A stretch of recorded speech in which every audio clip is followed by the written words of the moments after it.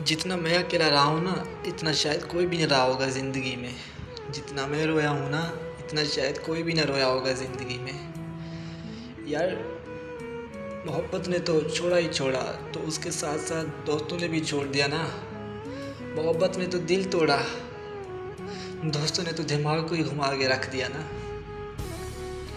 याद आती है मुझे मेरी मोहब्बत, फना कर दिया मुझे मेरे दोस्तों ने। याद आती है मेरी मुझे मोहब्बत और तबाह कर दिया मेरे दोस्तों ने। रातों को नींद नहीं आती, सोया नहीं जाता, इन गमों के मारे खुद को याद नहीं कर पाता। भूल चुका हूँ मैं खुद को, कैसे याद करूँ यार। ना वफ़ा दोस्तों से मिली, ना वफ़ा मोहब्बत से।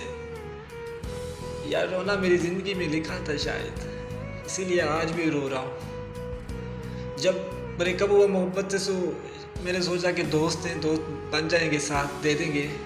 मुझे क्या पता अचानक से मेरे दोस्त ही मुझे छोड़ देंगे और मैं अकेला पड़ जाऊंगा। और वो सबसे बड़ी तकलीफ़ थी मेरी, सबसे बड़ी, जिसे मैं अभी तक झेल रहा हूँ। ये आंखों के आंसू, ये झूठी मुस्कुराहट मुझे तबाह कर रही है यार, अंदर ही अंदर से मुझे तबाह कर रही है, अंदर ही अंदर से।